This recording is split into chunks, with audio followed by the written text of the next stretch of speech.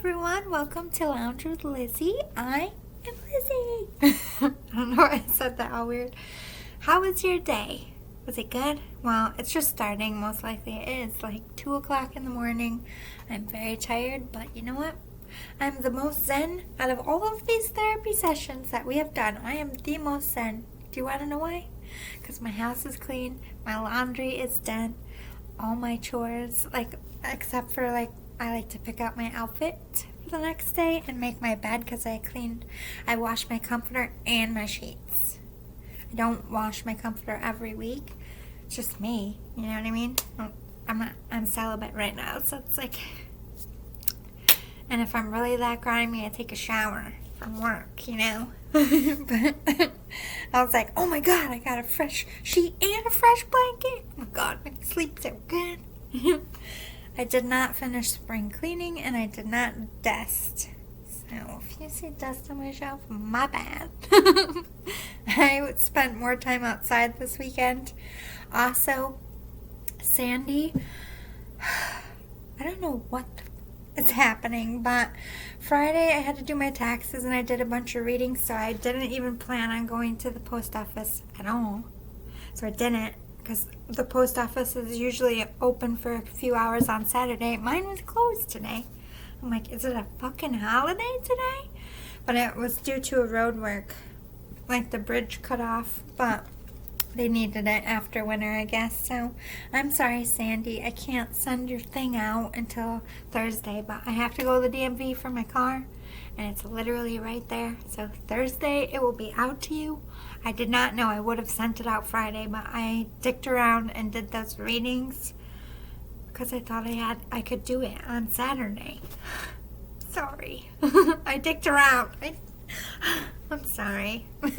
But I admit it, Sandy, your the package is done. I even wrote you a lovely little thing on the package. And I showed up and I was like, oh no. Anyway, today is a therapy session with Spirit about your teenagers. So, I'm just going to get right into it. I don't know why I wasn't supposed to get into this later. I'm going with this. So, I have been thinking about this all day, this reading. What kind of stuff the collective, because there is every generation seems to have repetitive issues between parents and their children, and they're just always going to be there. But I really wanted things that were modern, things that I didn't maybe experience as a teenager that these teenagers are experiencing now. I didn't know about a pandemic, what kind of stuff can I counsel, because if you didn't have that when you're growing up, you most likely don't understand your kid, because you're probably my generation. I'm 38 years old, so I can imagine some of you are in my age group, maybe slightly older, it doesn't matter, but if I don't know it, you probably don't, is my point. So I really wanted to get some of that. So I feel like this might be talking points. They're flying out. This is a preset thing, yes, but I call them lectures because of college, but I don't mean to lecture you. That's just what it stuck in my head. I have a lecture at 8 a.m. I have to get up for, and it really was a lecture, and there's and that's not what I'm trying to do, but I plan the topic and I pick the decks, and then me and Spirit, I'm pop flying this. I think about things that I want to discuss. I pick up messages on the day, but I'm very spontaneous with my work. Energy moves constantly, so I can't plan a collective reading in advance because the collective might not need that message anymore. It takes away from your authenticity. I can plan to an extent. I'm a spiritual worker. It's not a 9 to 5. You can't structure it.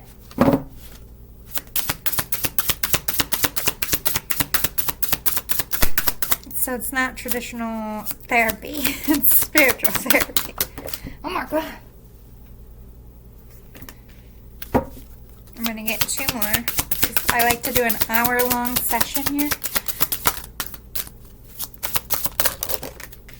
Thank you. Just like if you were an hour on someone's couch. I'm putting it out there, I'm not a psychologist, okay? I can't give you any psychological, like, if you need a therapist, you should see a therapist. This is spiritual advice. Just putting it out there. Disclaimer. Alright, so we have pray from the heart. So I feel like this talks about, I was thinking about this earlier, and I was thinking about, I'm sorry, okay, this is popping to me, I'll take it too, but I was thinking about when I was a teenager and why me and my dad were fighting most of the time, and it was because he was making me go to church, and at the time I just was not into church. I would get angry going in there. Like, I did not like what they said. I did not like having to give up my weekend. So I kind of feel like I'm going to be talking to some extent with parents who are dealing with kids that you've raised in some kind of belief system, and they're now starting to buck at you a little bit. When teenagers, before I get into anything, I don't need to explain what a teenager is to you. You're their parent, so I'm not going there, but I'm just, for a minute, to help you dip into their pool, where they're at, their temperature. A teenager is on the cusp of adulthood, but is still a child. And they have all these dreams, and they have all these hopes, and there's that part that they think they're invincible. And you see it in your kid, and you smile, and you're like, they're so innocent and naive, and I just want that to be that little sweet little soul. But at the same time, okay, they're a teenager, I need to start teaching you reality. And this is why parents and teenagers buck heads, because parents, one, struggle with, my baby's not a baby anymore. Mom, dad, doesn't matter, you both struggle with that, so you have to go through that part of it. Then you have a power struggle. The first thing a child learns is, I'm going to test my parents. Even as a baby, before your baby can even talk, it knows how to manipulate you. How many times have you caught your baby fake crying because, one, they didn't want a nap, they just wanted you to hold them, they just felt like being annoying, they're like, but not like, they're a baby, like 4 months old, like, who do you think you're playing, little baby? There is not even a tiara. They're such bad little liars. They're like, what do you mean I'm sad? You know what I mean? Like, I love that phase, don't you? You miss that so much when they're a teenager. But inside, it's just a new kind of level. Like, as a child, they have to learn what hot is, and they have to learn balance, and they have to learn how to ride a bike, and they get some skin knees, and those problems, we're beyond that here. Teen power struggle is, one, hormones raging. We're going to talk about it, boys and girls. Hormones are still raging. Hygiene, huge fucking problem. How many of you have teenagers that stink? My elbow just popped. Maybe that's confirmation from spirit. Why do our I feel like that's more like on the preteen. Once they start liking somebody, I feel like, wash my pits, that starts happening, and then they care. You know what I mean? But they go through that like wild animal feral phase. Boy or girl, like, no, I don't want to take a bath. I am clean. You smell like a foot. No, I don't. Don't miss that as a teenager. Well, unless you're in the stinky preteen. I mean, most kids these days, I feel like, are way better than we were. But how can I help you get these kids in the shower? Because I'm just going to pop it out there. I work in a factory, and some of these people never had parents to teach them what hygiene was. And I'm not trying to be disrespectful. They come from a different country, and they come from third world countries. They didn't have access to it. They didn't have anyone to teach them. I'm saying don't let your kid grow up to be the stinky person because nobody taught them what hygiene was. You have to go beyond. Like, you need to wash your armpits. Like, check in with your kids, because I feel like a lot of inner stuff happens to kids, like the over sweaters. There's a term, like kids who are going through hormone changes, they like sweat 3 to 4 times more than average kids. They like sweat through their shirt, and they stink like BO. They have kids that have really bad dandruff and like going to school with big flakes on their, kids are assholes. They nitpick. So look at your kid's appearance. And I'm not saying like, hey, your hair is gross, get in the shower. Like, they might not be picked on at all. You can just give them dandruff shampoo in the shower and not say a goddamn word. Just like, oh, this shampoo is cheaper, so we're using it. Use it as a whole family. If one kid's got the problem, perhaps you all have the problem. You know what I mean? Help your kid out in that aspect, because it does help them make friends better. It does help them feel better about themselves, even before they know how to do it themselves. Like, I don't think that you should push them to like put on makeup or anything, but like deodorant, I would start telling your kid to just start wearing it at 12, because you know it's coming, and if you get it before it happens, your kid's not going to be the stinky kid. Everybody needs deodorant. This is not going to take away from their childhood. There is deodorant if you are Muslim, because I know Muslim families they have different rules, but there are products that you can get without pig's fat. Still wear it. And again, I'm sorry if you're struggling with the preteens out there. My dad had to like literally throw my brother in the tub a few times. Like, I don't care if you don't want to take a shower. You fucking stink, bro. Like, you're just going to have to fight him. I don't know why they go feral like that. I don't know. Maybe it's the last part of the animal in us dying before we're adults. But so let's go back to the power struggle. I just detoured. I follow spirit.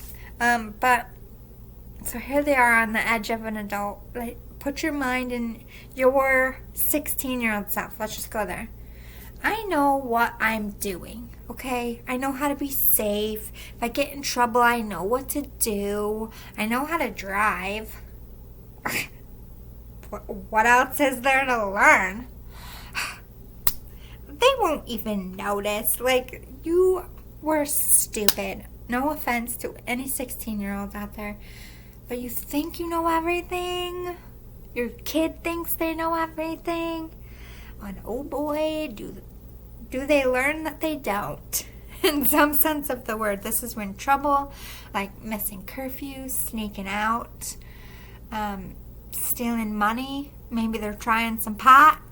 All this crazy, having some sex, this is when the shit starts getting real, and we're getting into it. Parents, you might want to get some wine. We have Embrace Your Life Purpose, helping teenagers get focused. I think a lot of anxiety and stress on children is, okay, well, pretty soon we're going to be graduating, and we need a life plan. We need to know what we're doing. We need to know what we're going to college for. Oh my God, my grades aren't that good, and I fucked off all of high school. Now what am I going to do? Like, I have to get a job now. It's like they're so scared of adulthood, but they want it at the same time. So we're going to be talking about how to help your kid, like, keep their eyes locked on a dream, but not don't drown in it. Still be a kid. And then we have trust the guidance you're receiving. This is the biggest thing. You think you know everything. You don't understand. That was 100 years ago when you were in school. It isn't even like that anymore. Like, you don't know. Like, you have no idea what you're talking about. This is sounding familiar. Like, whatever, Mom. Whatever, Dad. They're always texting. But this is how to communicate to them so that they... How do we work around this so it feels like... Because you can't be a homie, a friend. Like, you have to be a parent. But you still need to be a little bit cool so they can be like, Mom, you know, my friend had sex. Like, that's scary. Does that mean I'm going to have sex soon? You're going to want them to be able to have that thought out loud with you, because that's an honest thought. Like, I had a mom and I could do that. I was like, I don't want to yet, Mom. I literally had that conversation. I was like, Mom, my friends at school are having sex, and I don't want to.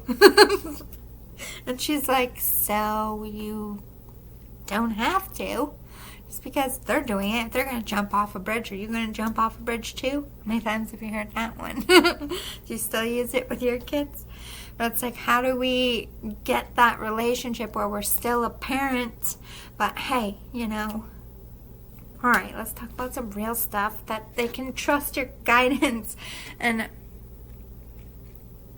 you know, there's sometimes in life that you give your kid advice and it doesn't go the way that you were hoping, or it didn't go the way that it did for you, and your kids can lose a little bit of distrust. I wouldn't worry about it, you know? Everybody fucks up. Your kid learned something, you learned something. But overall, how do we make your kid come to you, like I said, in those moments of like, I don't know what to do.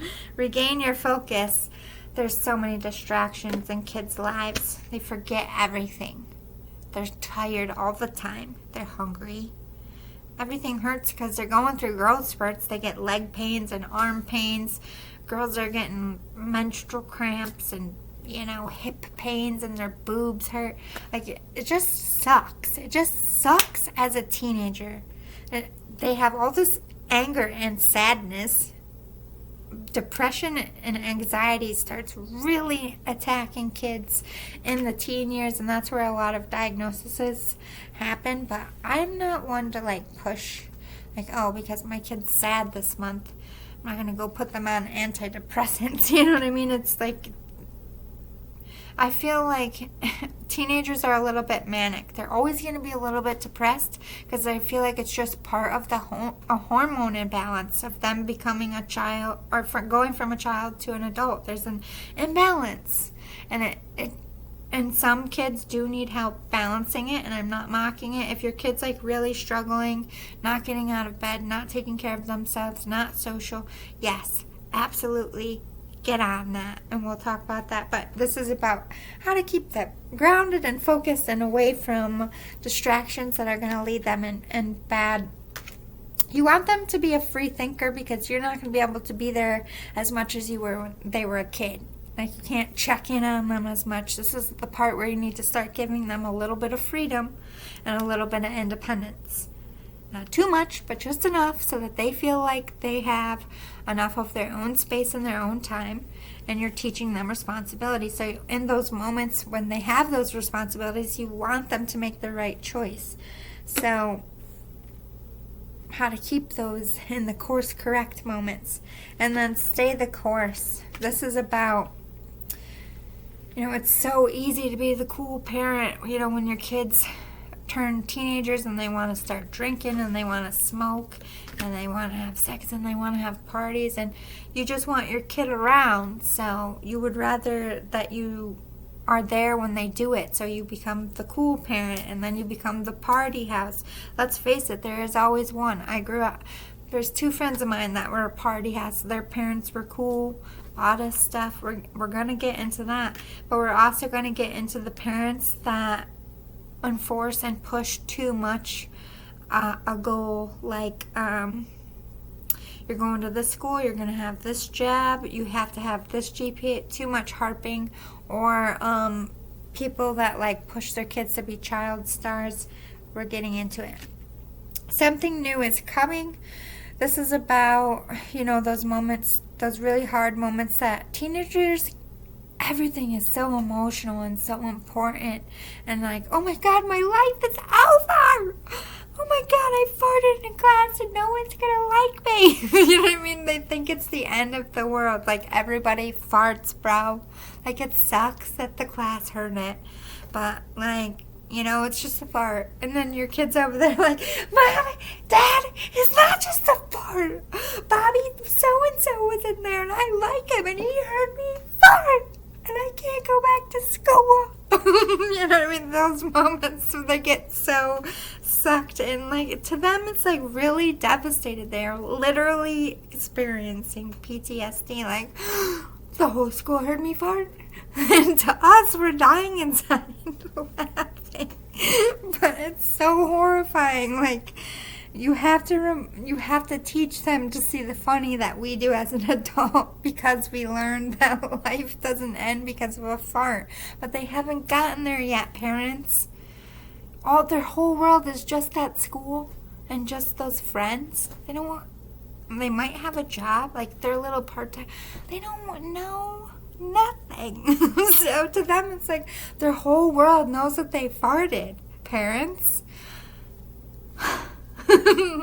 How can we help them in those moments without, are you kidding me? Get over it. You're going to school. And like being insensitive.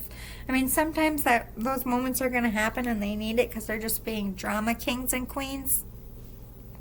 But in those moments that are like really traumatizing, like, God forbid your little kid gets their period at school, like, it's not a time to make jokes. To them, they're like, it's a big moment. They're like, I'm bleeding out of my vag. I don't know what to do. That's enough of a trauma than to tease them about it. Men, like dads, don't know what to do in those situations. So we're also, going to be talking about that a little bit. All right, so prioritize self-care is just the hygiene stuff. I feel like that's why it popped. We already talked about that. Let's get rolling. I don't know what this is. Let's talk about what advice can we give our teenagers for themselves? How can we get them to love themselves and have some high self-esteem? Let's start there. Oh, damn. Oh, by the way, I'm debuting another shirt. It has all the zodiac signs on it. Representing for all the teenies out there, for all the signs, and all the parents, too. I feel like I looked at them like, today's the day. I got to represent all of them because, you just do in these therapy sessions.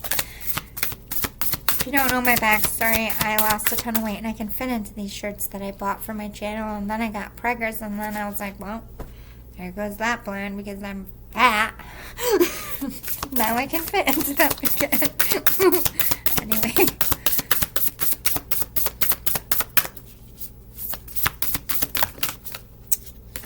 Alright. Oh my God. I'm going to stack them over here. Ease and kindness and optimism. Teaching them to step away from being a pessimistic person, always looking on the dark side, bad side, expecting the bad things. This is something we can correct in our children by putting positive affirmations on their mirror, like every morning while your kid's in the shower. Right? You are beautiful, or you are so smart. They're gonna, they're teenagers. They're not gonna show you. They're gonna eye roll and be like, I'm not 6. But if you ever stop doing that, they're gonna be so sad. Like I unfortunately had a stillbirth, but when I have one that lives, optimism. I'm gonna tell them every day from baby, you are beautiful, you are smart, just like to help. You are smart, you are important. I love you. Like what I mean? Do that from what I mean. Maybe I'm starting to talk like teenagers. I don't know. What I mean, parents? Is that a thing? I don't know any of the lingo. Can we just use regular words? gonna hate it so much when I have a teenager and be like, what does that mean? Let me Google it. Hopefully Google's still around. We have kindness. Yes, this is about teaching your kids, like, I know as lame as it sounds, but like on Thanksgiving, before you, I would do it before you eat so they appreciate their meal even more. Go down and help serve some food to the homeless, or go pass out some food to some needy families, or drop off donations, like teach them to donate their toys and clothes when they're done with them.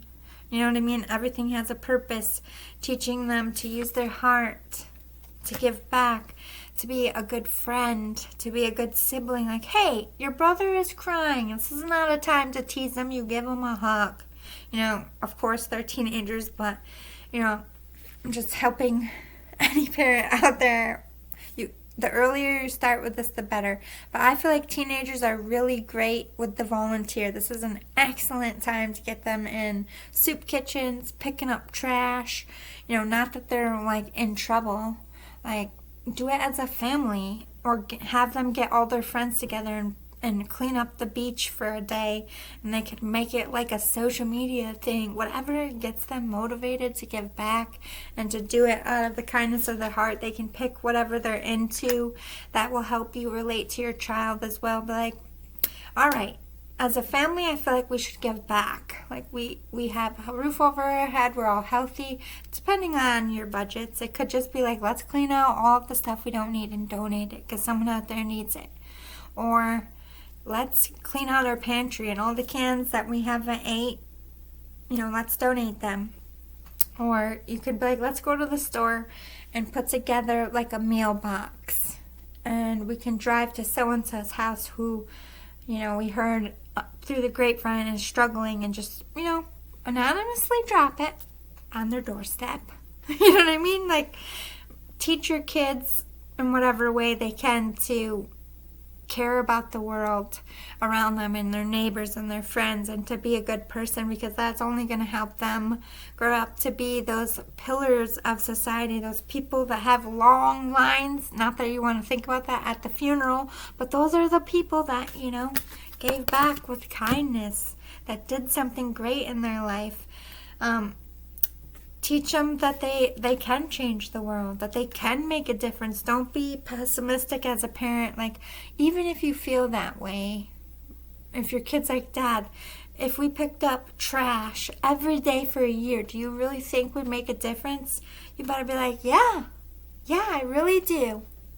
All of you out there every week picking up trash for a year, I really think you will make a dent in helping the ocean. I mean, it's okay for little white lies. Like, it's not necessarily that concept of like everybody gets a trophy, you know what I mean? But you're still giving them hope. You're not like, you guys think that 2 of you picking up trash is really going to fix the whole ocean? Don't be like that to your kids or your teenagers. It's going to teach them to be like grumpier, you know the movie Grumpier Old Men? Grumpier young teenagers. It's all about on how you teach them to think. If they work hard, they can do it. If they're a happy person and they're a good person, then happy and good things, you know, will most likely happen to you. Don't, you know, paint the roses. Everybody goes through hard shit. But for a majority, if you're a good person, you have a good life. And then this is about going through things with ease, helping your teenagers get so much anxiety and stress about change in schedules, moving, changes in their classes. Oh my God, I don't have lunch with my friends anymore. Like, what am I going to do? Like, every little change to their life is like, you know, they're very dramatic, but again, everything is new. Just think about that. To the eyes and heart and soul of your teenager, everything is new. Every day is new. You get stuck in mundane and life gets routine because you've been here for a minute. No offense, parents, but they haven't. Everything's new. Every experience is new. Every adventure, they just want to get out in the world and do stuff. Like, but they're not smart enough to do it on their own. So it's like you want them to start embracing this adult and grooming it, but not fully letting it out of the box. Like, listen, kids, I know that we're going to start giving you some freedom because we understand that you're grown and you're smart, and we know that you are at that age where you want some time with your friends. We're going to have to trust you, and you're going to have to trust us, and we're going to have rules in place. This is like easing them into changes, like when to get them a cell phone, when to allow them to go on dates, when do you have the sex talk, like all this stuff. It's not going to be the same for every parent. There's no way I could give you like, all right, around this age, this is when you should do it. Every kid's different. Some kids are sexually active early, and some kids are totally against sex well into college. It really depends on your child. It depends on what's going on in their life. Whatever you feel is right, I wouldn't fight it. Like, if you see your kid talking to the opposite sex or the same sex in a sexual way, I feel like it would be time to have a sex talk. Gauge it on what you see, and you know your child, you know their friends, you know what they do. Like, when you start seeing changes, gauge your parenting around your child's signs. Only you know your kid. You could take them to a shrink. You can bring them to me and I could give them a reading, but I still are not going to know them as well as you. You know when they're sad. You know when they're upset. Majority of the time. It gets a little tricky to read your kids during teen years. I mean, maybe it's just a part of being a human being. Like, who am I? What do I want? And it just creates this in our souls. It's like teenagers are at unrest. They have all this, they want to go out, they want to be the bird and fly away, but at the same time they're too scared to leave the nest. So they're like inside all the time. That's got to be pretty rough. And for you, you know, they're messy, they forget everything. They're rude, they're snarky, they're unappreciative, and they're very selfish. And you worked all day, cooked them damn dinner, pushed them out your woo-hoo. You know, ungrateful. It's hard for you as well. So many emotions. Don't, either side, feel guilty. It's a part, I call it growing pains. And Lounge with Lizzie, all these little spats, all these inner, like, your kid slams the door and you're like, oh, I know I'm supposed to love them, but right now I really don't like them. It's okay. It's normal. You're supposed to do this. Your kid is supposed to test the out of you. They're supposed to do this. You know what? It just shows you how intelligent they really are. And I just feel like some of the biggest geniuses in this world were like shit faces to their parents for once. Always sneaking out, doing something sneaky. You know, inventing shit or whatever. I'm trying to feel it out where I should start. Let me pause and get a drink. Not that anyone notices. Sorry, I'm so thirsty lately with spring coming in. Let's start with the Pray from the Heart. This is for families in like a religious setting, or maybe you just have really strict rules in your house. Like maybe you're a military family. Any kind of strict order, and your teen is now like, no, I ain't about that life no more. Parents, this is what I'm gonna do. And you and your beliefs can, maybe they don't say that, but, you know, energy-wise. These are channeled cards I made. I'm going to let Spirit take the lead, and I'm going to interpret here. Teens who are rebelling against the family system. Well, that's what we'll call it. Family system. I'll let you place it, whether it's military, religious, or just strict rules.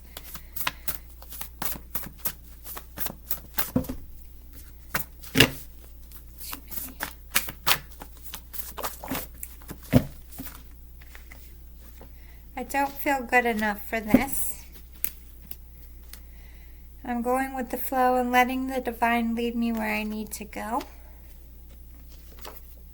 You need to take that vacation time you've been saving and unwind. Frustration. Fond farewell. Okay. I feel like a lot of the reasons why teenagers get sick of religious organizations is because of the unrealistic standards that they put on it. Like, you can't have sex before marriage. You can't fornicate with yourself. You can't look at someone's wife and lust after them, or husband and lust after them. Like, these are teenagers, okay, who just want to look at parts and have hormones raging, and you shame them. Be real about it, parents. Look at it through your teens' eyes. All they're hearing is, I'm a bad person, I'm a bad person, I'm a bad person. And church is stressful. I know it because I lived it. I remember feeling like this. How am I supposed to ever live up to these? I think it's important to tell your kids that you lied, that you've stole, that you had sex before marriage. You're not going to hell. Like, let them off the hook a little bit. I think we want them to not have sex, so we put all this religious, spiritual pressure on them. But most of us don't follow that either. So how can you expect your kid to? Like, don't put that pressure on them. I feel like divine is like, you should always encourage them to wait till they're in love, and yes, encourage your belief, yes, but don't let them ever believe that if they don't do things to the letter, they are going to hell or they are a bad person, because this is where the bad kind of mental health happens. So they just start saying fond farewell because, according to you guys, I'm a bad person. I just feel like shit sitting in here. All I hear is I'm a bad person. I'm doing all these things wrong, and it stresses me out. That's really it for some of them. And sometimes they just rebel because they feel like you're trying to enforce your beliefs or your life on them, because they aren't grown enough to know that if you love someone, you want them to, you care about their soul. You care about what happens to them when they die. That's the whole purpose of any spirituality. Or you want them to, have good, if you're in a military family, you want them to have good moral structure. And you know what I mean? It's like you're doing it out of love, but your kid just sees it as a dictatorship. So I feel like this is where you have that conversation that your parents didn't have with you. Like, look, kiddo, baby, I know it's annoying to get dressed up, go and sit and listen. I know it's annoying to have to, be a certain way because the military is, I don't know. Like, we all have to do things in life that we don't like. One day you're going to have to grow up and have a job. You might have to wear a uniform. Your job might be very strict. These things are just getting you used to adult life. We're not doing it because we like to just enforce. And when you're 18 years old, you can believe in whatever you want. And if you really start believing in something and you start reading books, I will listen to you about it. But it can't just be, I just want to rebel against mom and dad. Or it's just because I just want to sleep in and not go to church. You know what I mean? Like, you have to have a good reason. If you put the work in, give them, honestly, in the United States, I don't know where you live, they do have the right to pick their own religion. I mean, yes, you're always going to promote yours. I'm not going to try to talk you out of that. But if they're honestly like, look, mom and dad, I read this book and I did this book report for you. Like, don't just be like, fuck off. Your kid is like pleading to be heard and taken serious. Whether you believe it or not, it's teaching your kid that they can be taken seriously. They are important. Their thoughts, their beliefs are what they feel is right is okay. You got to accept difference in your kid. And this difference starts coming in the teen years, and it automatically, usually starts with bucking rules and religions. This is when they start to go their own way, when they start becoming their own person. Maybe some of your kids are in the LGBTQ community and you're very religious, and making them go to church, like, I'm not going to touch too much on it, but that could be very mentally damaging to hear that kind of stuff. And if you really see your kid getting upset, and if the signs are there, maybe you should have that discussion. Maybe as a family you should find a church that would be more accepting of your kid. Maybe it is the religion that needs to change, especially if your kid feels unsafe, if they feel attacked, if they feel for who they are. Like if they are LGBTQ, if your kid is open, or if they're not, and they're in a religious aspect, because there are a lot of judgy, mouthy people, that could be a major problem why your kid doesn't want to go. Maybe they're being bullied. Look into it. Don't just always assume they're a teenager, they're rebelling. Most of a rebel is for a reason. Maybe they just don't believe it, or they don't understand. I feel like teenagers buck religion because of anger. Either they asked God for something and didn't get it, or like a death happens or something happens and it kind of makes them angry at it, and they don't know how to deal with those feelings. So it might just be like grief. They might need grief counseling. Separate from your religion. I know that some religions do some counseling, but try to get like an outside counselor. Maybe your kid won't feel so threatened by getting therapy if it's not called church therapy or whatever. You know what I mean? But if this is like military families, like, you have to understand that not all kids are going to want to grow up and go into the military like you. They might be artists. Maybe they're musicians. Maybe they want to go to college.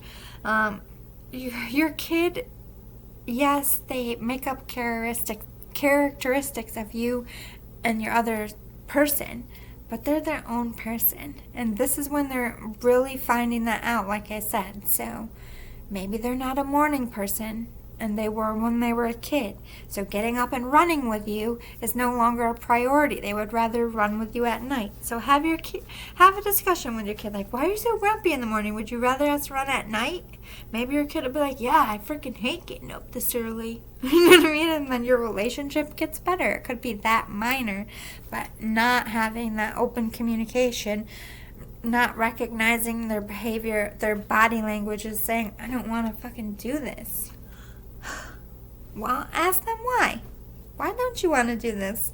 And if it's a bullshit reason, parent up and be like, that's not a good enough reason. You're going. Sure.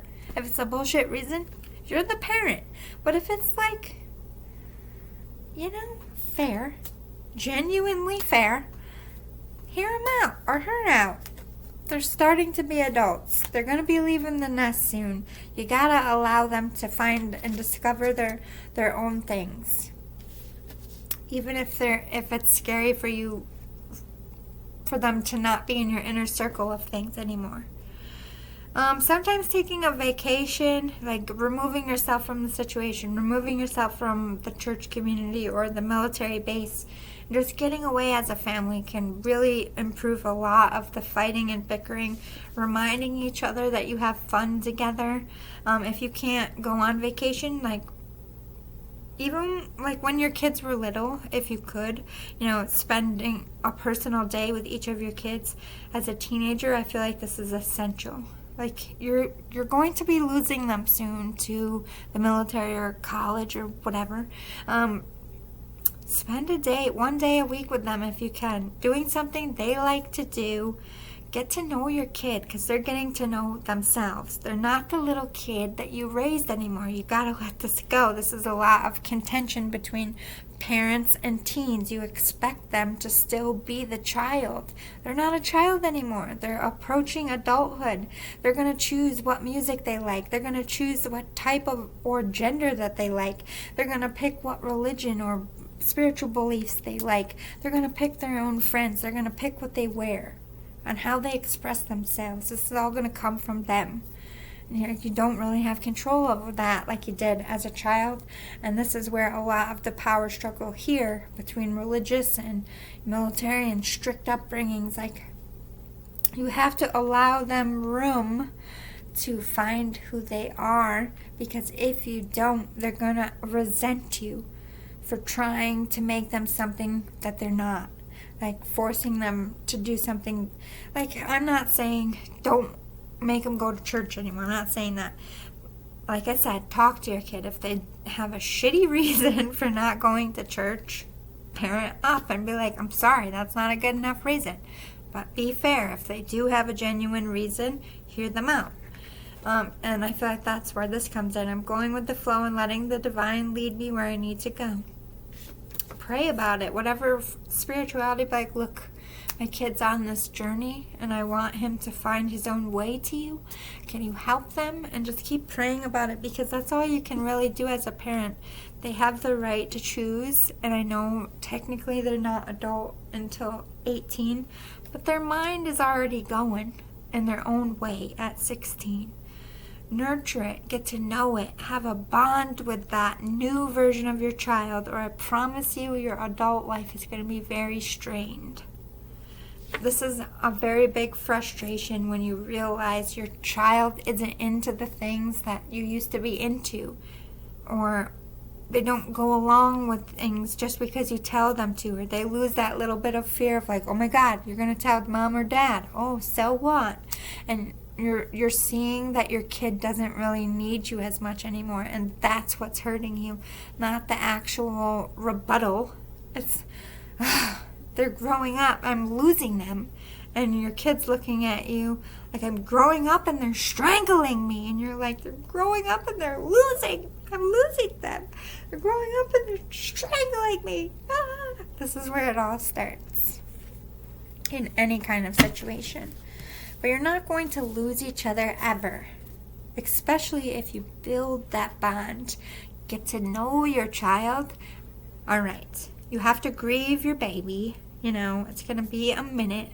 My baby's not a baby anymore. They're not going to be into these things. They're not going to want to hug me, you know, as much. You have to let this go. They're going to be a man or a woman, you know. It sucks. It hurts. I will be crying too in my closet with a bottle of wine, like, I'm fucking up. They can't save me. Yeah. Bet your ass. When my last baby goes to college, I'm going to be a hot fucking mess. Tears. My life is over. Mental breakdown. Maybe. I don't know. Or maybe I'll be like, let's get the fuck out of here now. Jesus, that was a long time. Alright, so let's get into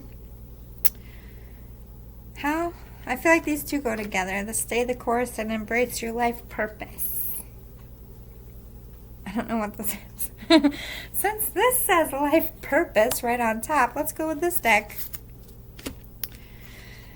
You know, teenagers is the year when we, like I would say like 15, 16, what do you want to do when you grow up? You thinking about going to school? Like, and if you're not doing it, like family at holidays are asking them. Maybe they're into sports. Like, are you going to go play professionally? Maybe they're a musician. Are you gonna try to be famous one day? This is when they either start expressing their dreams, like, Mom, Dad, I'm going to be a celebrity one day. And you're like, great, that's great. Gotta work hard. Gotta get good grades. And they're like, I know. Don't harsh my mellow. I'm just telling you, I'm going to be famous. And they believe it. Yes, baby, you're going to be famous. I can't wait. Whoa. And then they leave the kitchen. Let's pray. Because I don't know. He doesn't even know how to match his socks. You know what I mean? Like, don't let them see them. If you don't believe in it. Like I said, yes, baby, you're going to be famous. Woo! And I leave the kitchen. Like, oh, God. I don't know what's going to happen. I'm giving it to you, God. Take care of my baby. That's all you can do as a parent. Maybe it's the other way. Maybe your kid's really talented and you're like, you're dang right, Boo-Boo. You're going to be famous. It doesn't have to be like, yes, you're going to play football. Yes, you're going to play basketball. Yes, you're going to, write a book. Woo! Yes, you're going to be a famous artist. Ah! Whatever it is, support it. If they know it from a young age, that's a motivating thing to just keep knowing it through the teen years and have that plan and keep building that plan and keep working towards it. That keeps them focused. The busier they are through high school, the better. You want them in sports. You want them in clubs. You want them riddled with homework. So, they don't have time to be running amok during the week, if you feel me. You want your kids busy, but I feel like they should have the weekends, like a couple hours each day. Like, I know sports are in the mornings, you know what I mean? But they should have sleepovers and stuff. As teens, it can't all be structured. But for the most part, keep them little, God love them, mother effers sometimes. Keep them busy. The busier they are, the less likely they are to fuck up or get in trouble. But don't put too much pressure on them, because that's like, don't fill their schedule. Like, you have piano lessons, and then you have a personal trainer, and then you have French, and then you have this, and then you have this, because that leads to like pill popping and really big rebellious rage against the machines when they're teenagers.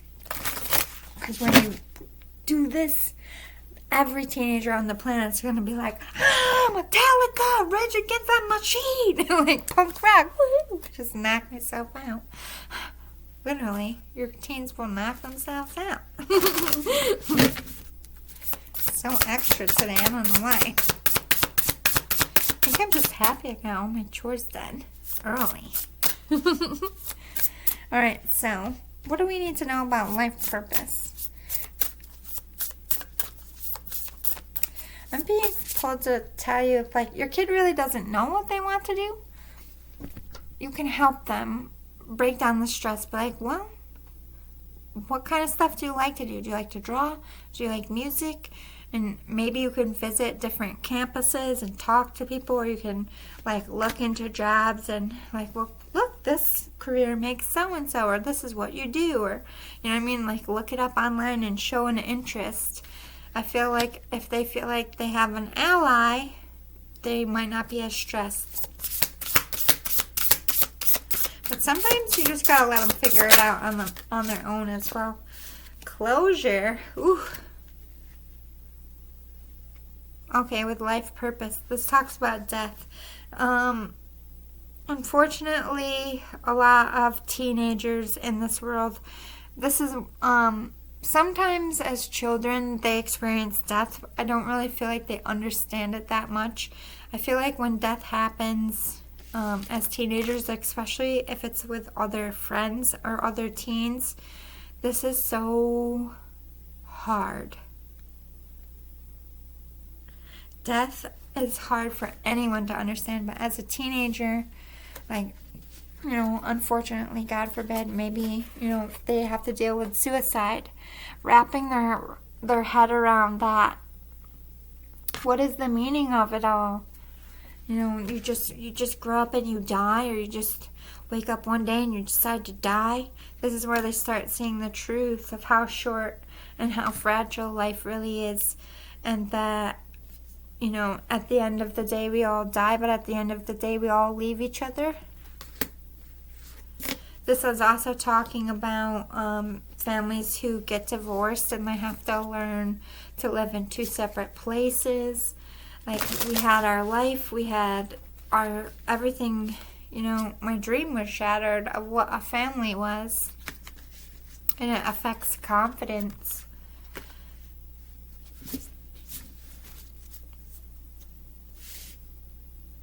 I think a lot of teens struggle. Let's talk about the divorce. I think they struggle with power fights, but I think teens are really good at playing parents in general, but with a divorce, it's just easier to play off each parent or play the parents off each other, and this causes a lot of conflict and fighting. It's a power move. They act up out of anger. They're angry at you guys for breaking up the dream of what a family is, for letting them believe you're all going to be together forever and you're not. So a lot of these things happen out of anger.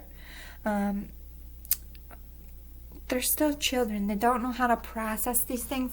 They're not an adult. They can't just sit down and be like, Mom and Dad, this is how I feel. I'm angry because. They don't know why. They don't know why they're angry about your divorce.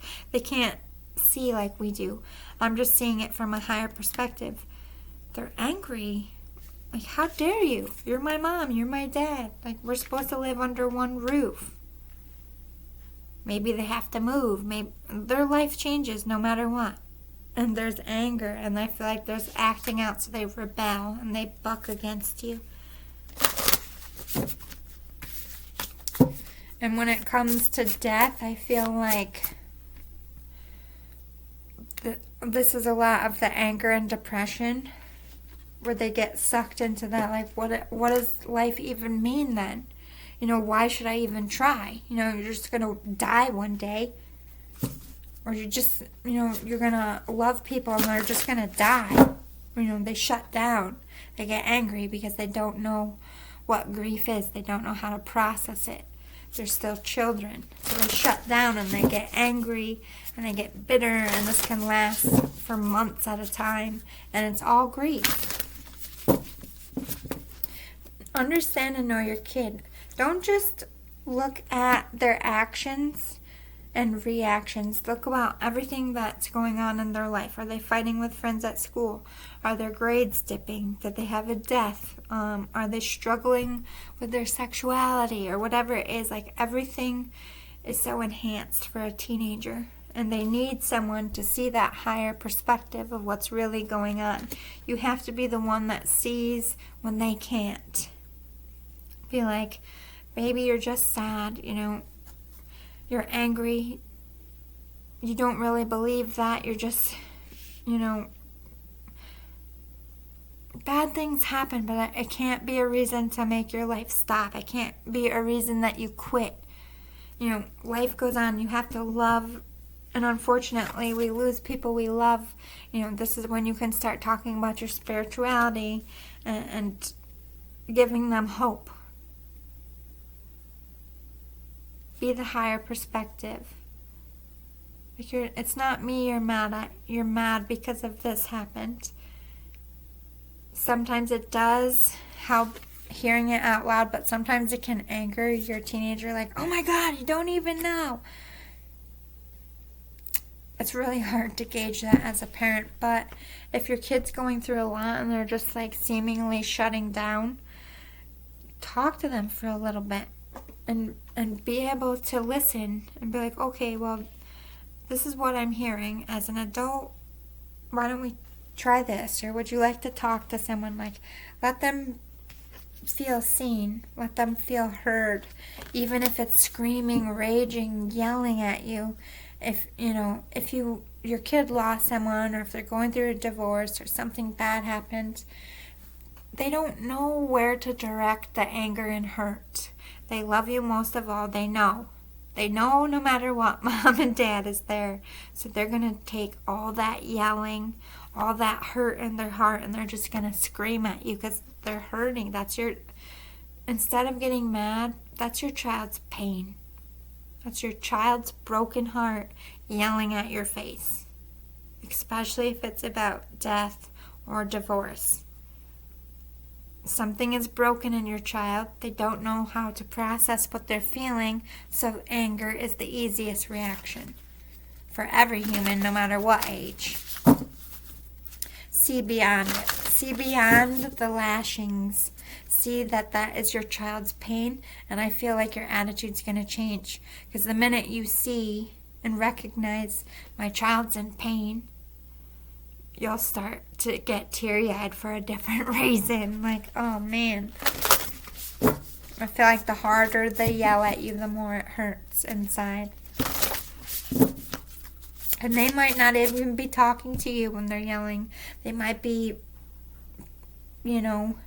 saying to you what they want to say to a bully at school, or saying to you what they want to say about your divorce, you know what I mean, or saying to you what they want to say to someone who died, or a friend that pissed them off, you know what I mean. You're their vent. You're their safe place. So even when they don't know that they need a vent, their soul is going to bring them to mom or dad. Anything else for this?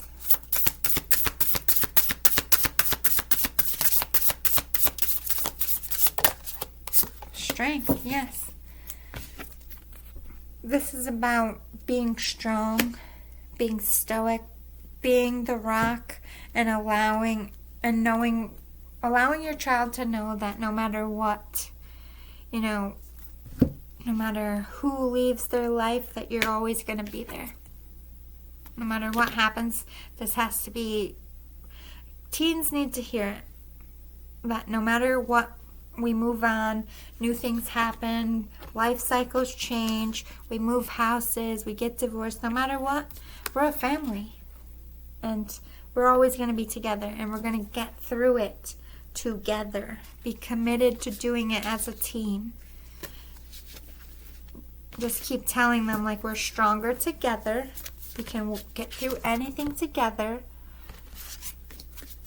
You just have to talk to me. You need to tell me what's on your mind. Tell me your dreams. What are you wanting to do when you grow up? Let me help you find your purpose. And let me help you find the answers as to why you're questioning life and why death happens. Like, as much as I can tell you, help them be free of their grief. Help them be free of their pain by being the safe harbor to take all the rage if they so need it at that time. Let's go to regain your focus. This is about keeping your kid, locked in and not distracted.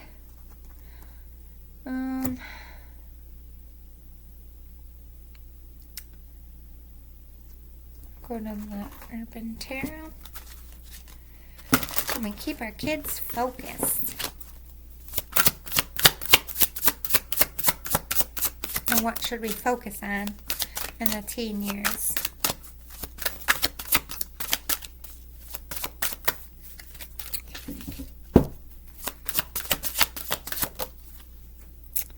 Valor. This is about teaching your kid to have a voice in this world. Stand up for what they believe in. That it takes hard work to get results. I think with social media, these kids have a really false perception of how long things take. The realism of money. You gotta work for what you have. Everything takes hard work. Everything takes dedication. But this is also sticking strong to your morals. Giving your kid a strong moral background. Teaching them to be the one that stands up to the bully. That says, no, we want better. This is also, there's a lot of activism going on in the world. A lot of hate, and a lot of teenagers pick up on this activism. It's like a whole thing with social media. Like, I want to go out and march, Mom and Dad. And I feel like it's very healthy for teens to do that. But if it's becoming negative in your kid's life, I would cut it off. You don't want them getting sucked into things that could destroy their future, or, maybe they're just not ready to be a part of. We have the Game Master and the Tower. As a parent, you're always going to have to be one step ahead. These kids are always going to be feeling like they're going to want to do their own thing, that they're going to be fighting for their independence. They're always going to be trying to outplay you, be sneaky. It's their job as a teenager. But why is the Tower here? Ooh, the Fool. Why is the Game Master here?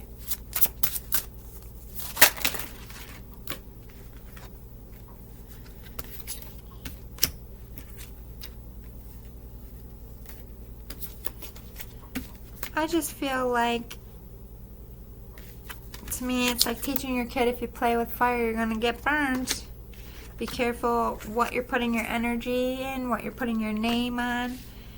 But be a voice of change. Be the leader you need in the future. You can make change, but you're going to be going on your own journey as an adult one day. You want them to be adventurous, you want them to be strong and confident, and you want them to make wise decisions. So how do we teach our kids to make the best decisions when they have so many options? The day trader, teaching them to see their worth and see what's for them and what's not. Like teaching your kid, like, all right, well, I could go hang out with my friends for 2 hours, or I could go study for 2 hours and ace my test, you know?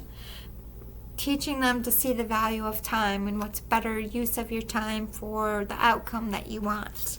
Time management is a great lesson for teenagers to help keep them motivated, but it's also like, what's more important to you? Do you want to be successful? Maybe your kid's in a sport. Like, do you want to go to practice, or do you want to skip school? You know, if you skip school, you can't go to practice. Is it worth it? You know, like,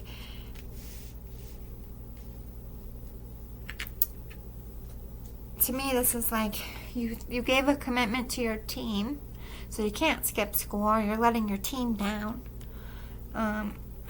Either you can spend time with your friends and not do good in school, or you can do good in school and go farther in life and be less popular in high school and more popular with your success as an adult. Like, help them see the bigger picture of their cause and effect. Everything has a cause, everything has effect. Things that are going to look good but aren't going to be good for you. You need to see beyond the fine print.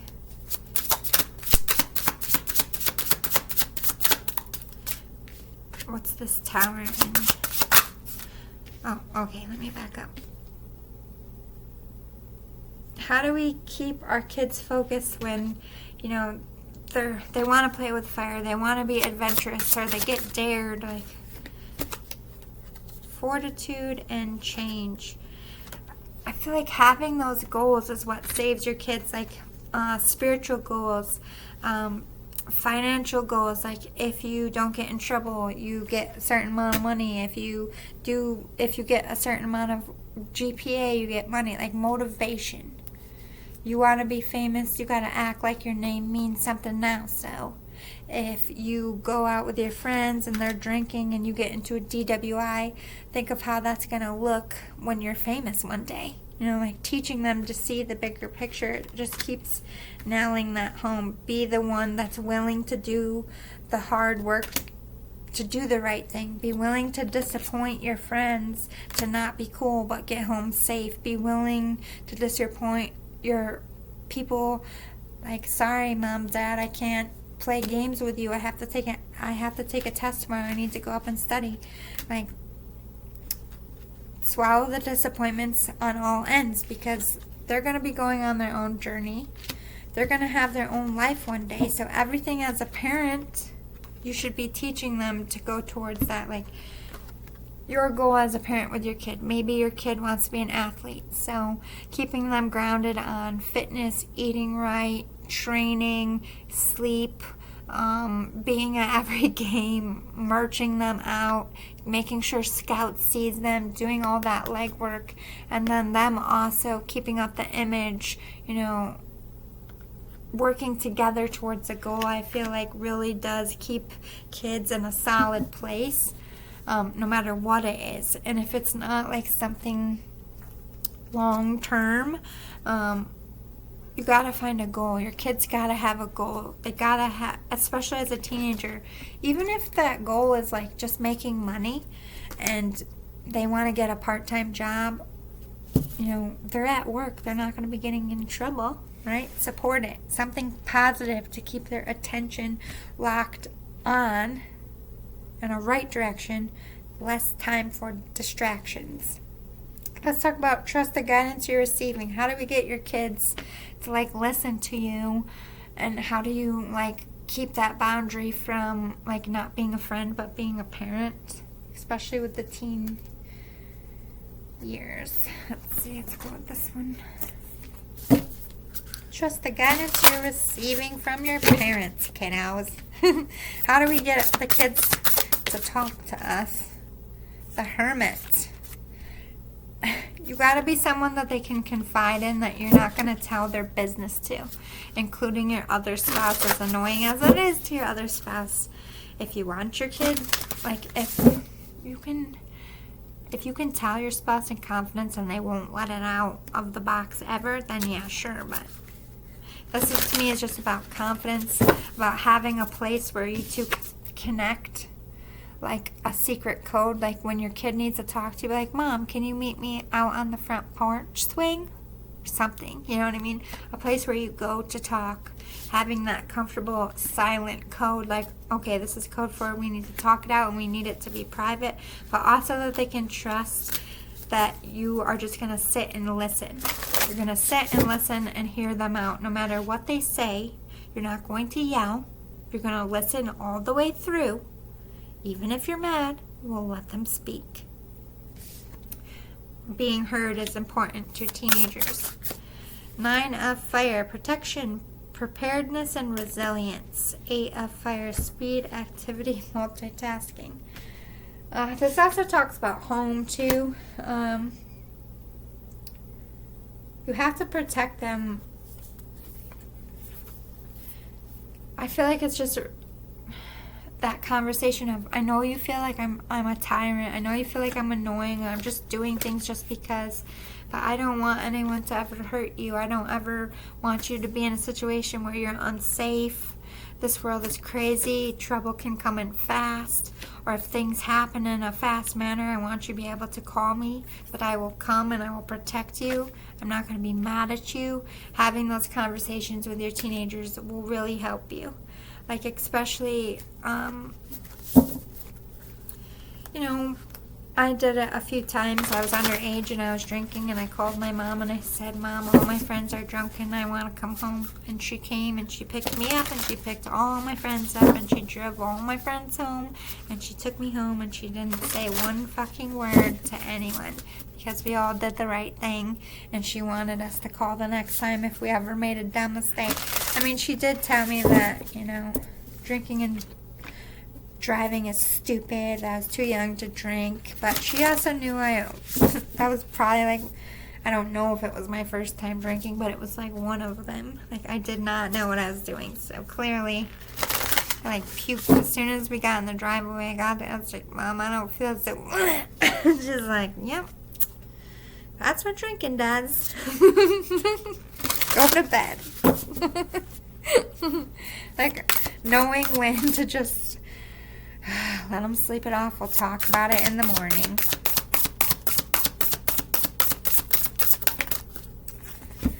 Teenagers make dumb choices. That's part of being a teenager.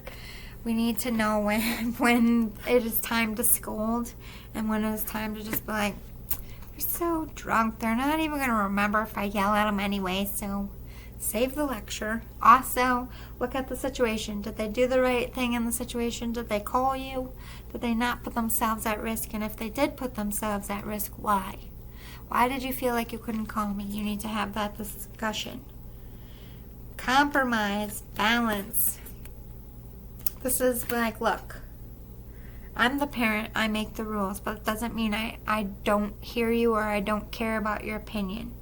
So if you really feel like something's unfair, don't yell at me. Don't rebel against my rules, but let me know. We'll talk about it. Maybe we can adjust the rules now that you're a little bit older. If you prove that you're ready for responsibility, if you get your grades up, then I will compromise with you. I will work with you. Be willing to do that with your kid. You can still be a strong, strict parent, but you're teaching them. If they work hard, they'll get rewarded for that, which is true, because they'll get more money in their paycheck, won't they? So you're rewarding hard work. don't just give them things. They have to learn to earn it. Like, if you keep up your chores, you keep your grades up, you're not disrespectful around the house, you go to church without griping, we'll see. You show me that you're stepping up, and we can make some compromises around here. Until then, this is how it's going to go. And I know you don't like it, but this is a part of being an adult. This is what an adult does. They have to prove themselves. They have to do the hard work. So if you want to be an adult, this is what you got to do. You do this, I will treat you more like an adult. I promise you. I am not trying to be a jerk. I just want you to grow up in the right way. I don't want you to grow up naive. I don't want you to grow up spoiled rotten. You know what I mean? Be true with your kid. Tell the truth. And you can, there's always this line as a parent, but understand a teenager has all this doubt. Like, they have your voice in their head. Like, I shouldn't be at this party. Mom and Dad's going to kill me. But at the same time, I'm young. I want to have fun. All my friends are here. If I say no, they're going to think I'm stupid and uncool. You were there too. Like, you wanted to be the cool kid too. They don't just do things to piss you off. They just do it because they're young and they don't know any better. Like, they just want to be the cool kid. They just want to have fun. They just want to have an experience. Like, they're not doing it to be vindictive. And I think as parents, we take it that way because we have a lot of vindictive adults in our life that act like that. But we don't understand that our kid hasn't grown up to be that vindictive. They're just, I hate to say it, they're not stupid, but they're life stupid. You know what I mean? They're life stupid. Life experience naive. Naivete, if you will. So, like, try not to harsh their mellow. These are all true, no matter where you live in the world. All teenagers want to drink once, twice, more than that. They want to try alcohol. Most of the teenagers now try vaping and weed. Most of the teenagers sneak out. Most of the teenagers have sex. You know what I mean? These are things that teenagers have done and will do through all of time. Give them the liberty and the decency to be human beings. Like, if you catch them in the act, don't shame them so that they need therapy when they're older. Like, if you catch your kid having sex, one, morning after pill if it's a girl, get them in to see an OBGYN, teach them how to have safe sex and have the talk. There's no going backwards. What good is it to shame your kid? Do you act like you support it? No. Do you act like you're disappointed? Sure. But don't, did you wait till marriage? Were you a teenager when you had sex? Come on. You gotta be honest. I know you look at them and that's your baby. You remember them the day they were born, but they're not anymore. You gotta let it go. And kids, I feel like if they're repeat offenders, this is when you gotta start amping it up. Like, taking stuff away, scared straight programs, taking them to counseling, grounding, keeping them inside, taking away technology. You got, sometimes these teenagers out here just are so hard-headed. They just like pissing off their parents, and unfortunately, doesn't mean they're a bad person. They're going to be like that forever. Just unfortunately, some parents experience those teenagers that just live to aggravate the fuck out of their parents, and just, even though they haven't had a hard life, it's like Rage Against the Machine about everything. They give school a hard time. They give the local authorities a hard time. They give their parents a hard. They're just mouthy little shits for no reason. Don't tolerate that shit. Parents, yes, then be strict. But if they're like, they're genuinely a good kid and they fuck up once or twice, like, don't throw them in the parent prison. You know what I mean? But don't promote it either. So someone new is coming. So this could talk again about like maybe step parents, maybe your teenagers meeting new love life people in your love life, but this is also maybe talking about new siblings. Loving, giving. It's about being nurturing, yeah. I feel like they're bringing it up because this is me. This is like, okay, so for some, I'm going to talk about both sides for a second. For some teenage girls, maybe they didn't have a positive male figure or they just didn't have one. So now, the mom has a dad come into the picture. This could cause some contention between you and your teenager. They could be feeling like they're being replaced. They could feel intimidated by having another male around, or it could be the opposite way. They could be very clingy. They could take to this male. They like, oh, I finally have a father, and you know what I mean. They could get along and it be a healthy balance. But that's going to have a big effect on your teenager and your relationship. And for boys, if a female comes in and your dad's always been by himself and now you got to make room for someone else, especially if maybe their parent died, that would be very difficult for a teenager. This would bring out a lot of anger. They would start acting out not because they don't want to see you happy, but because they're grieving all over again. By seeing a new person in your life as like all over again, they're losing their parent. They might feel like you're trying to erase what you had with these two doves. They might feel like you're trying to replace the parent. And I know that seems ridiculous to you as the parent, but these are children. They have children's hearts and they're easily bruised, and it's so hard to lose a parent, and this is very, very sensitive when you bring someone new in, especially if they're moving in. So I feel like counseling would be good and doing it in slow ways. I would not, if you did have a child that lost a parent, I would not suggest surprise dumping. Oh, hi, I'm dating someone and they're moving in. You want to do this slowly. I'm dating someone. Date them for a while, but, if you're starting to want to move in and take it to the next level, ease your kid into that because it's going to be an emotional thing. Like your kid is going to go through waves of things, like maybe this person moved something of their mother's and they, seemingly have been cool with it, and then they touch something of their mother's and then they just flip the script. They're like, I don't want them here. It's grief. And these are children and they don't know how to express it. Even though they're teenagers, technically adults. Does anyone know what to do with death? Especially death of a parent. And can you put yourself in a teenager's mind of you don't have a parent there and now someone new is here? Even if they're nice, even if they're good to you, it's still like, you're not my parent. Like, I don't want you here. I want my parent. And they have to go through it all over again. They might resist wanting to get to know them, not because they don't want you happy, but because they just don't want to get to know someone because they're afraid they're going to die. But if it's not about death and there's just been you two for a long time, the same thing can happen. They're going to grieve the loss of it's just you two.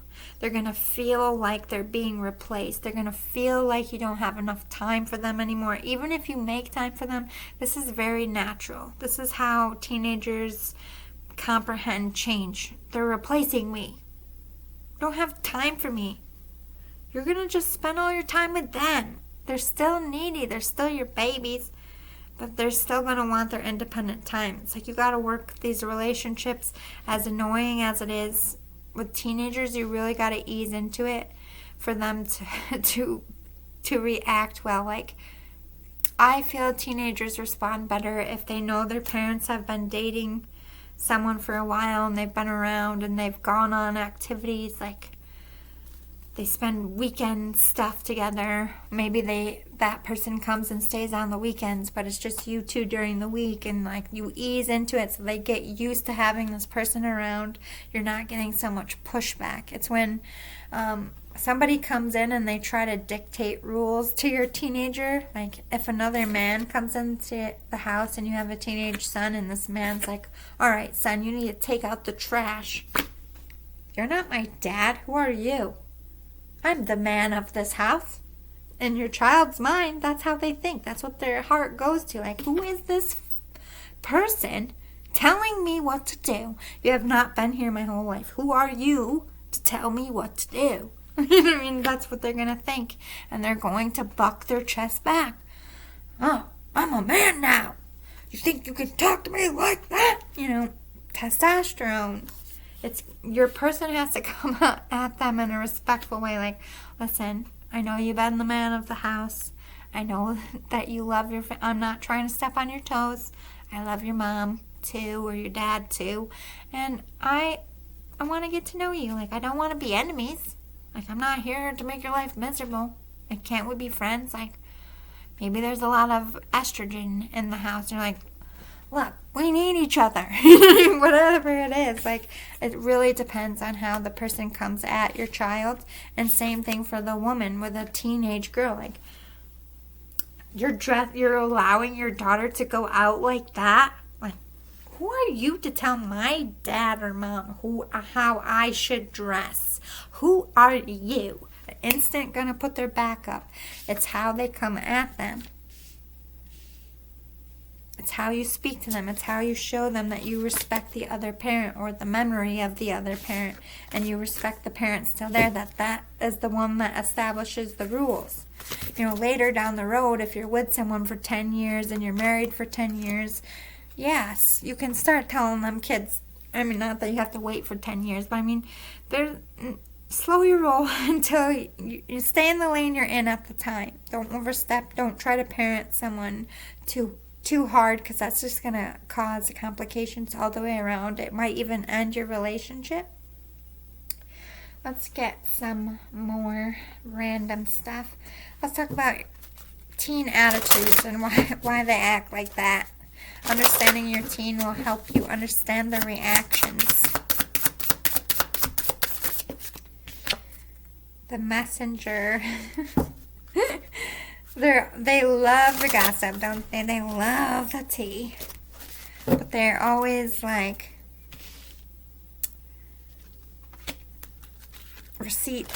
showing receipts, text messaging. Kids only want to talk to their parents through text messaging. It's like, why don't... Or video chat, I'm hearing. Why don't... I feel like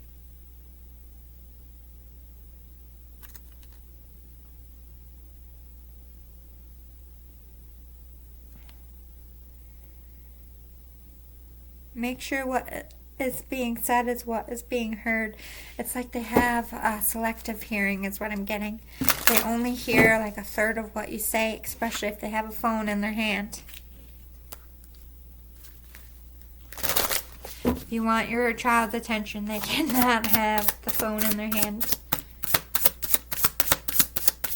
And I feel like they interpret a lot of what we say wrong, either because of half listening or they just don't really understand what we mean. For overall selective hearing, that's why you have to repeat yourself 90 times. The angel and the protector. Understand that your kid is innocent. They're going to think innocent, but they also think that they are capable of taking care of themselves. They see themselves as more grown than they are. This is always going to be true of a teenager. But teenagers are very sweet. They have a very generous side, and in their own ways, they can be very tender. At the same time, a teenager will defend their parent. Like, I've seen some teenagers, don't talk to my mother like that. Don't talk to my dad like that. Like, they'll buck their chest up and they'll protect their family. Or they'll be really sweet and make you look good at the same time. It's like you never quite can gauge what reaction you're going to get. If they feel like somebody's talking shit to a sibling or to their parent, oh, here comes your teenager. What did you say? But they're, you know what I mean? Teenagers have that, you know, that we all seem to lose. Well, I didn't, but, you know, most people lose it. But then that sweet energy, too, of like, oh, I love your mom. She's so nice. And even if you're fighting, your kid's like, yeah, she is really nice. I love my mom, too.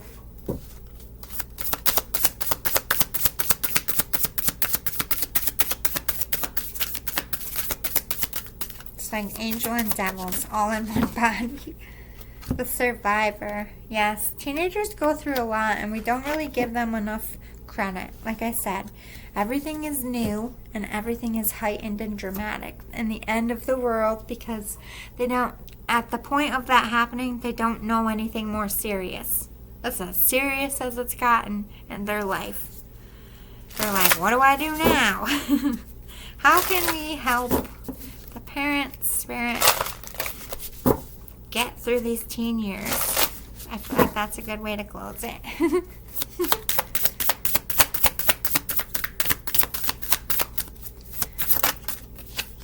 Amber, harmony, home protection, calm. Yes. I don't care if you gotta, after you talk to your teenager, if you gotta go in your room and scream in your damn pillow, you do so. But they can smell your fear. They're like animals. Calm, stoic, listen, breathe, and try to keep that balance and protect them as best as you can. Let them know that home is safe.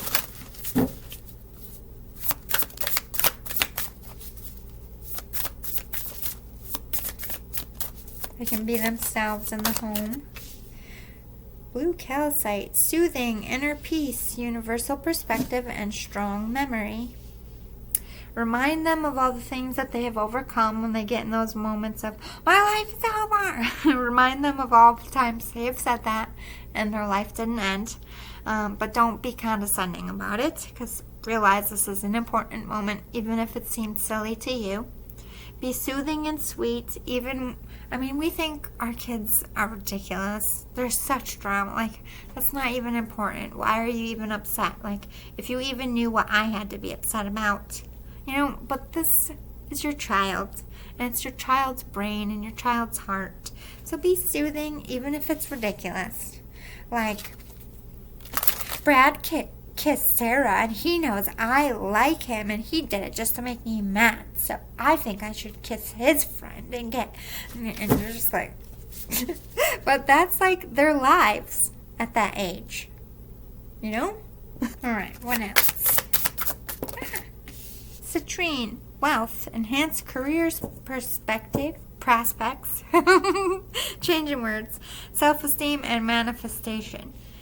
Teaching your kid to love yourself is the best thing you can do for your teenager. The more confident they are within themselves, the less this world is going to eat them alive. Help them learn how to save money and build up their own financial safety net for when they leave home. Help them with their career and get on task with their future.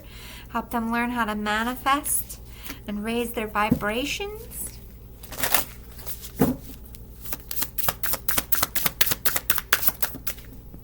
Green adventuring, good luck, prosperity, new opportunities, and heart healing. Yeah, always give them the space to grieve, and like going back to home is a safe place. Always let them know that they can come when their heart is broken, and you will help them. If they need counseling, if they need to go to the doctors, like always have your child know that when something hurts inside or on you physically, that mom or dad is who you go to, and we're gonna get you fixed up. But good luck and prosperity comes from hard work and being a good person, and that you're always going to have a new opportunity and a new day. It's about being optimistic.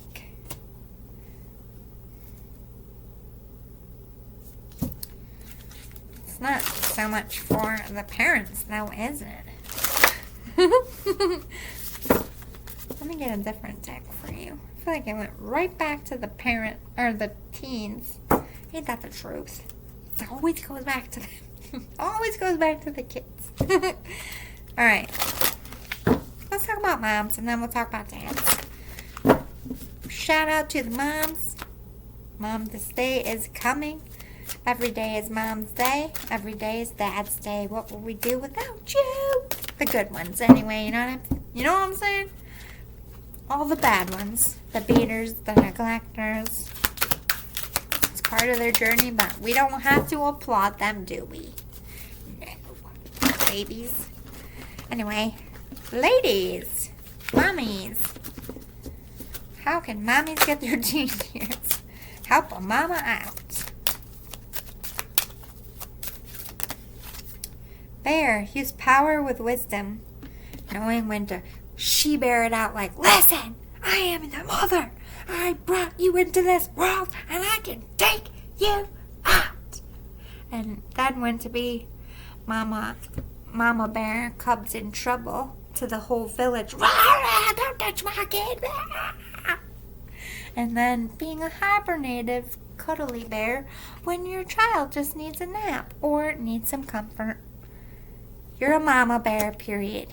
Know when to use what part of the bearness. Feisty, fierce, protective, soothing. You're always mama bear. Trust that instinct. My baby needs a hug. Hug him.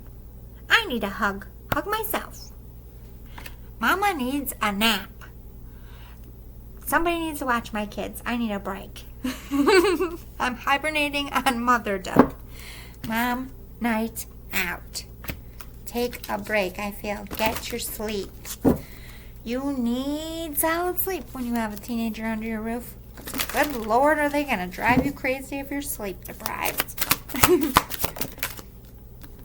Guinea pig, do your part to illuminate the universe. They're going to test you, Mom. But this is you also testing the universe back. Doing your part to illuminate the universe is illuminating your family. Stay balanced and in your essence. Like, you have teenagers, like, look, no offense, but I'm going upstairs and I'm taking a bath with my wine and I don't want to be bothered.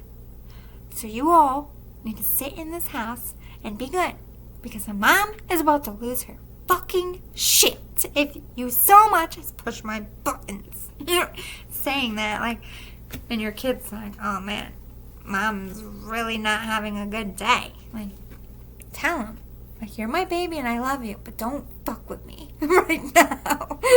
That's how you survive it.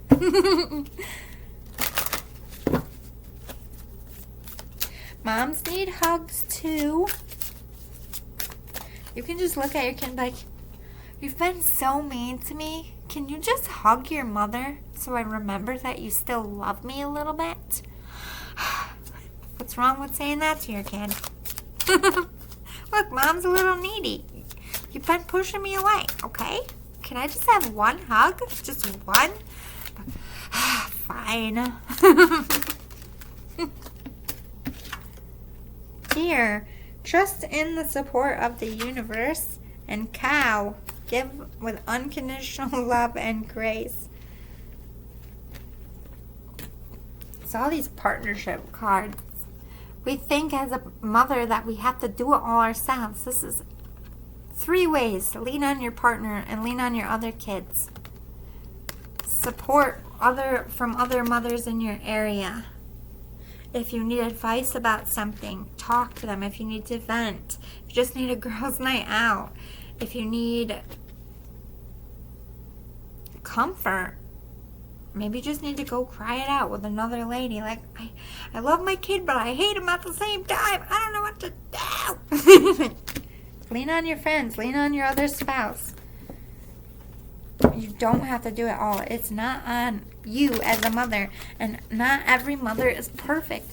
And every mother deserves a freaking breakdown, okay? And a bad day. And sometimes more than once in a week. You know what I mean? Motherhood is hard. Give yourself some slack. If you wind up crying in your closet with a half a glass of wine before bed. It's okay. It's not the end of the world. It's just a bad day.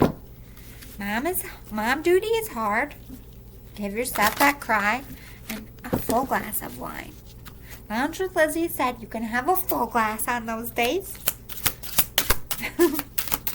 All right, dads. How did dads make it through teen years? What did a dad gotta do? All right, dads? Monkey, experience all that life has to offer. It's like showing your support through them, like, especially if you have, like, daughters. Daughters need more affection than boys, dads. You want them to feel safe and supported, but so do your boys. Especially, like, to me, this is like, be playful, but be supportive. Like, don't just be hard, stoic, stone-faced, like, I can't cry in front of dad. Like, be silly, be the fun one, but also let your child know that they can come and cry on you and you're not going to think bad because they're crying, boy or girl, you know. But be that, Daddy, something's hurting. I run to my dad. Dad, help. That's when I was a little girl. I was like, Dad, where's my dad? Where's my dad? No joke. Or my mom. If I was just with my mom, I'd be like, where's my mom? You're not my mom. Where's my mom? I was little now. Teenage years, by then I was independent as fuck. I was like, oh, hey, Mom. Hey, Dad. Different times, am I right? Turtle, be joyful and trusting. Again, I feel like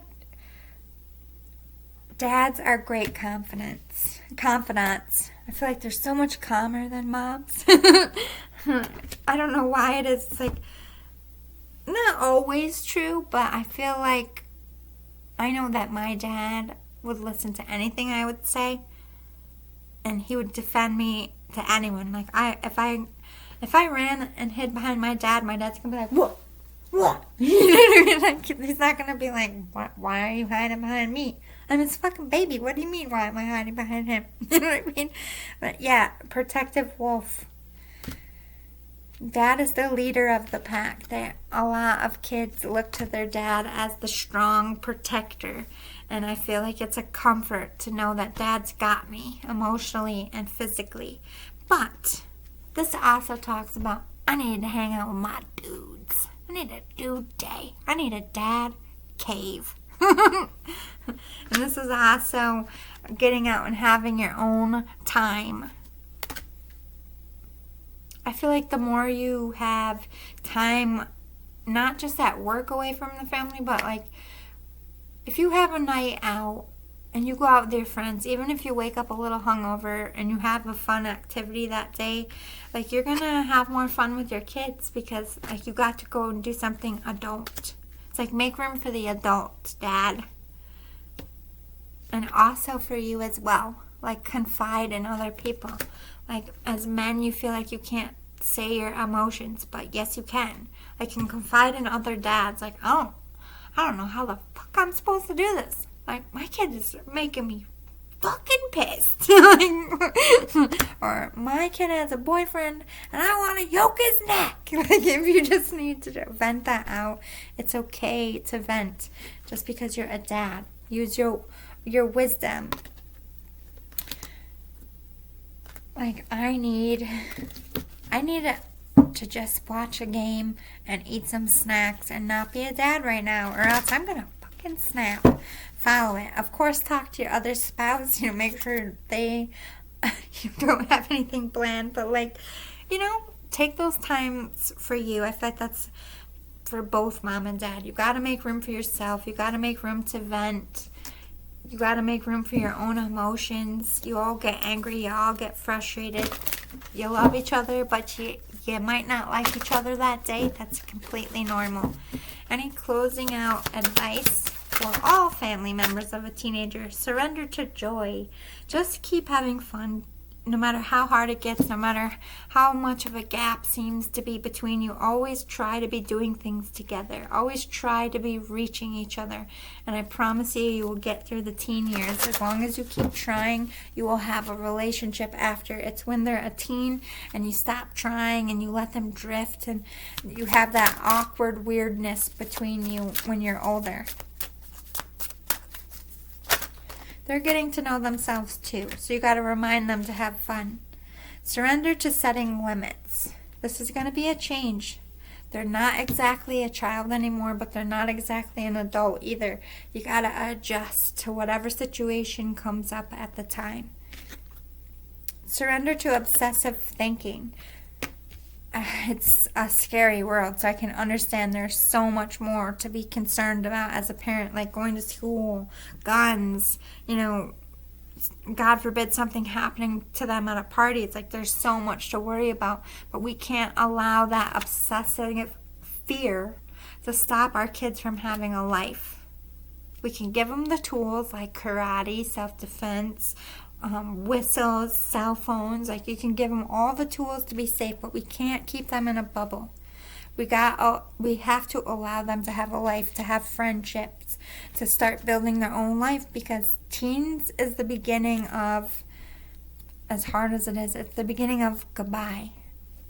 Because not that you ever lose them, like they're going to come back for holidays, they might move up the street. I'm not saying you're going to lose them forever, but once they go to college, they probably come home for breaks, they probably come home for the summer, they might live with you for a year or two after college, but eventually that house is going to be crickets, and you would give anything to just have a little teenage spat again in the kitchen. So as annoying as it is, and as scary as it is, just know one day the walls are going to be full of photos of years that you've made it beyond this, and they're going to be really, really quiet, and you're going to miss it. But then it's going to get filled up with your grandkids. And then guess what? Your grandkids are going to be teenagers again. It's just a repetitive cycle, but you'll be able to give your kids how you got through it, and that is the story of every single generation. Like, we're getting better every time, but things change too. Like what happened to us, what we put our parents through is completely different to these kids, and it's going to be completely different from their kids, but there's also going to be similarities. One day at a time, one step at a time, and you got to know your kid. And they're going to change. They're going to change 3, 4, 5 times from middle school to the end of high school, because they're getting to know themselves. The more you support that, the easier it's going to be for you. And don't forget to take care of yourselves too. Sleep, eat good, stay fit, because they're going to test you physically. Yeah, they do make you miserable sometimes. They're going to test you physically, mentally, and spiritually. Be prepared by having your machine ready for you beautiful little monsters. Love and light, everybody. I hope this was helpful. I hope it gave you advice that you really needed. And next week, we are doing relationship therapy with grown-up kids and their parents, as in their kids grew up and are now parents themselves. How your relationship changes once you're a parent with your parents. Good, bad. If you had good parents or bad parents, we're going to discuss it. So I hope to see you there. And I hope this one was good. Let me know by hitting the thumbs up below. If you like my energy, please subscribe. Let me know in the comments how you feel about it. And I will see you next week for the next Soulful session with Spirit. Toodaloo, boo-boo. Have a great week. Bye.